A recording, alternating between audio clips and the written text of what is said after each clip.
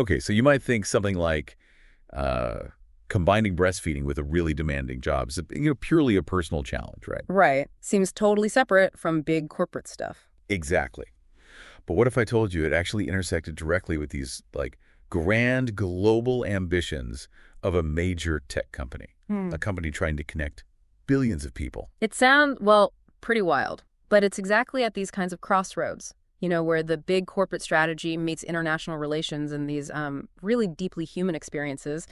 That's where we find the most surprising insights. And it's those surprising insights we're really after today. We're taking a deep dive into the multifaceted world of a really prominent tech giant. And we're pulling from this fascinating stack of sources, insider accounts, critical policy documents, stuff that gives you a rare, pretty candid glimpse into what it really means when a company like this operates on a truly global scale. Yeah, so our mission today is basically to unpack that colossal vision, one behind connecting billions, but also the unexpected hurdles they hit, and the internal culture, the power dynamics, and, well, what actually happens when a tech giant starts throwing its weight around across different countries. Okay, let's start at the beginning then.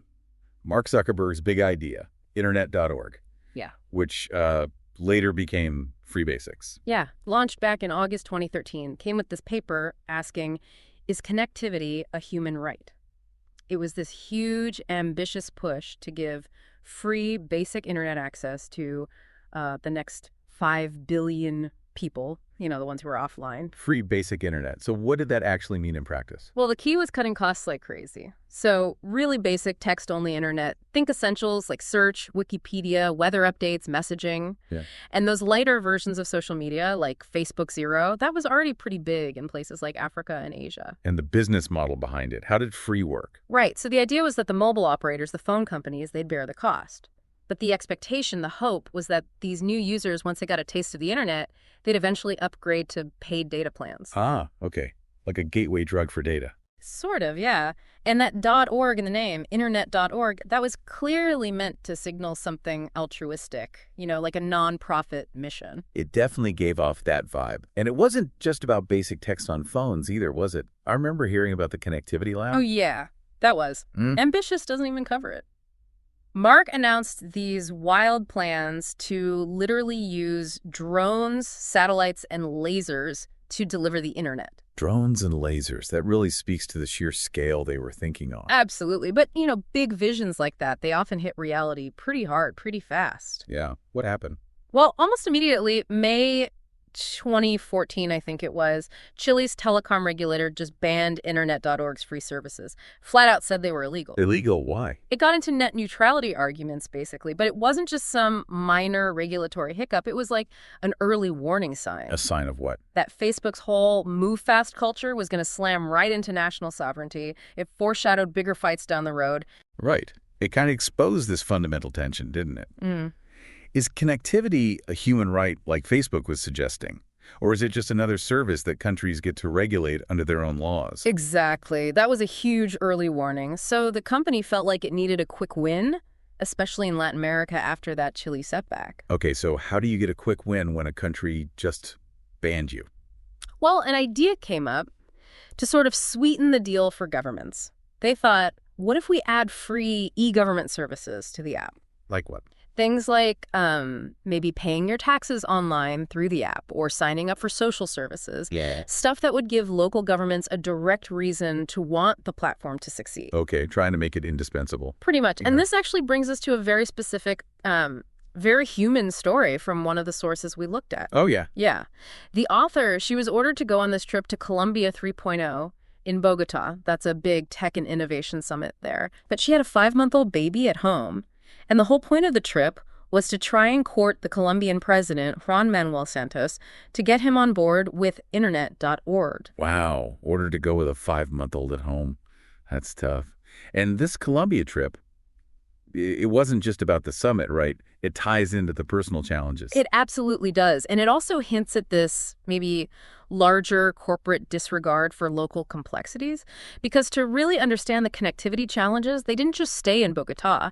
They decided to drive into what the source calls real Colombia. Okay, what does real Colombia mean here? Well, it wasn't just a casual drive. They flew to a place called Bucaramanga, then got into these armored vehicles with military personnel and drove off-road deep into the jungle. Armored vehicles. Military. Why? Because this was FARC stronghold territory, the rebel group. Kidnappings were a very real, ongoing threat there. Oh my God. So she's there with a 5-month-old back home driving into FARC territory. Exactly. And you have to imagine being in that situation, miles from reliable electricity, surrounded by armed soldiers, in an area controlled by insurgents. I can't even. And the source highlights the really profound personal impact. She had her baby at home, right? And she desperately needed to use a breast pump. But there was no electricity, no privacy, nothing for hours. Oh, no. The fear of being attacked or kidnapped was obviously overwhelming, but then there was also this physical pain, this urgency of not being able to pump. Yeah. She couldn't deal with that until they were safely back in Bogota hours later. That just paints such a vivid picture. The difficulty of balancing these intense job demands with really basic, deeply personal needs, especially when the company's ambition pushes you to the absolute edge, physically and emotionally. And that kind of intensity, that pressure, it wasn't just limited to these personal challenges in extreme situations. The company's whole philosophy, the famous move fast and break things, that was directly clashing with the sovereignty of nations, too. Right, not just individuals, but whole countries. Yeah, take South Korea, for instance. There was an open criminal investigation and actual arrest warrants issued for Mark Zuckerberg, Sheryl Sandberg, and other members of the M team. Arrest warrants? For Mark and Sheryl, what for? It sounds almost mundane, but it was serious. Korean law required that any games offered on Facebook's platform had to be rated by the government. And Facebook had apparently just ignored that requirement. Ignored it on something like games. Yeah, but it wasn't treated as minor. The cybercrime branch of the Seoul police got involved. And the sources even mentioned that Google's head had previously fled Korea under similar circumstances, so there was precedent. Wow. Okay, so this really highlights something bigger then. It really underscores Facebook's general attitude at the time. They seem to dispute the power of local governments anywhere outside the U.S. and Ireland, where their international HQ is. They thought their rules were more important. It seemed like they operated under this belief that their company values, as they put it, could somehow just trump national laws. Is there other evidence of that kind of thinking? Oh, yeah. The sources talk about visits and even raids, some involving armed officers happening in their international offices, places like Brazil, India, France. Raids, like police showing up. Yes, and they actually had emergency procedures for this, including things like immediately shutting down all network access in the office during a raid. Like a kill switch for the whole office network. Pretty much. And to give you a sense of just how extreme this whole approach could get, in India, the company hired an ex-police captain. Okay. For what? His explicit job description was to handle an arrest situation well. Handle an arrest. Yeah. He was basically there to be the person who would go to jail for the company if things escalated with the Indian government. Go to jail for the company. That's incredible. It is. And it takes us to an even more, frankly, shocking revelation. Back to that South Korea situation. August 2014, there's a crisis meeting. About the arrest warrants. Exactly. Lawyers are there, and they confirm, quote, the threat of jail and criminal liability is very real for the M team members. Okay, so what do they do? Well, the author of our source material, she was in that meeting. She suggested maybe, cooperating. Or actually trying to obey the laws in all the countries they operate in. Seems reasonable. Her ideas were flat out rejected. Rejected. So what was discussed? What followed was this truly chilling discussion among the senior leadership. They literally started saying things like, we need a body to arrest. The body to arrest, meaning a person. A person, an employee, to, quote, call their bluff and test the appetite of the Korean authorities. They wanted someone to get arrested on purpose. That was the discussion, and the language used was just deeply dehumanizing, apparently referring to whoever this person would be as chattel or cannon fodder. Chattel, cannon fodder. That's unbelievable. So who did they pick? They picked the least senior person in the room, which happened to be the author of our source. The same person who had the 5-month-old baby. The very same person. Now, her baby was about 7 months old by this point, and she recounts her initial reaction was actually willingness to go. Willingness to go to jail in Korea. Yeah. She didn't fully realize she could refuse. She even draws this parallel to, surviving a shark attack. You just do what you think you need to do to survive the moment. Wow. That sounds Yeah. deeply problematic, like some kind of manipulation. Well, another colleague in the room, a guy named Tom, he apparently called it out later. He described it as Stockholm Syndrome. Stockholm Syndrome. Yeah. Because she was willing to go. Yeah. Yeah. He was the one who pointed out she has a 7-month-old baby at home. He basically told her that going to jail in a foreign country was not a reasonable thing for the company to ask of her. Okay, so that snapped her out of it. It seems like it was a real turning point. It made her realize she could actually refuse. So then she had to fight to get herself out of it. How did she do that? She used arguments like, yes, the breastfeeding baby, but also other ongoing crises that she was managing and that needed her attention at work. Did they let her off the hook out of concern for her or the baby? That's the really stark part. The ultimate reason they relented wasn't out of concern for her family or her well-being. It was simply because they decided they needed her at work to make sure Mark Zuckerberg's upcoming Asia trip was a success. So her value was purely instrumental. Needed for the trip, not jailed, if the trip wasn't happening. Who knows? But that experience, for her, was this incredibly stark, clarifying lesson. It made her realize just how little her bosses truly cared about her as an individual human being. Yeah. And how easily she could just be considered, well, expendable. Cannon fodder, like they said. So what happened? Did they just drop the idea? No. They sent someone else instead, another female director who was apparently new to the team and maybe looking to prove herself. And did she get arrested? Luckily, no. She avoided arrest, but the fact that they went through with sending someone. Yes, it speaks volumes. So, okay, that immediate crisis was averted for her. Yeah. And the M team then prepared for this big Asia trip. Right. The focus was on Asia, and it was framed internally partly as this war with Google. War with Google, why? Well, apparently a lot of the top managers at Facebook had come from Google, so there was this deep-seated mistrust. Plus, Facebook was hugely reliant on Google's Android operating system for phones. Okay. That makes sense. And didn't Facebook try to make their own phone around then? They did. Remember Project Buffy? Their attempt to build a dedicated Facebook phone? It had failed.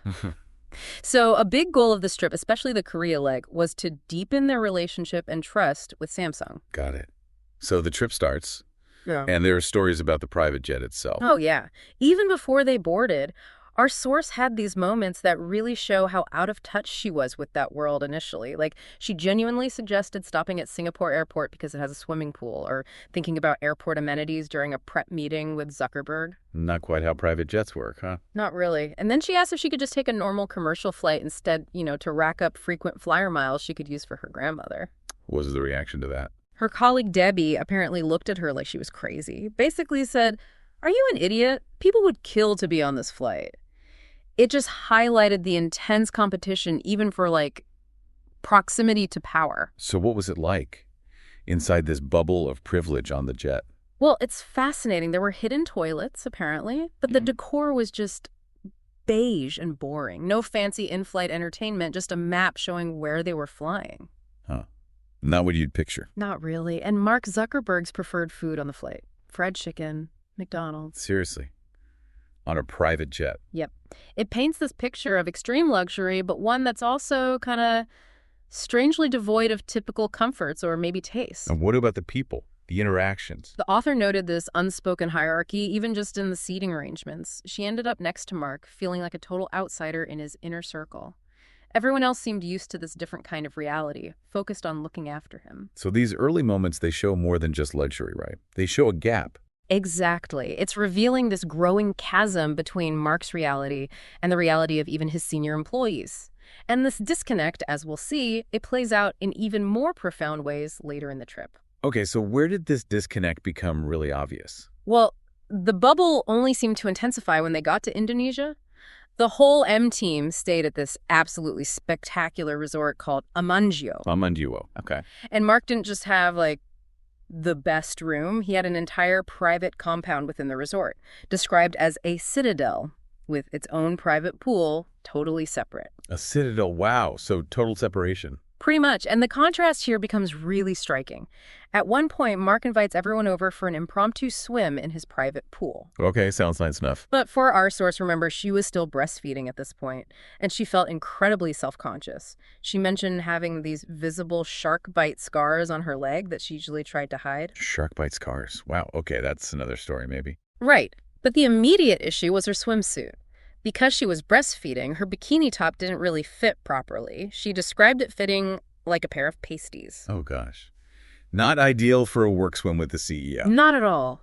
She apparently panicked, desperately ran to the resort's gift shop trying to find any kind of modest one-piece swimsuit. Yeah. But of course, it's an ultra-luxury resort gift shop. So insanely expensive. Exactly. It just perfectly highlights this massive disconnect between her very real personal struggles and the extreme, almost surreal luxury surrounding them. Yeah, you can really see that gap widening.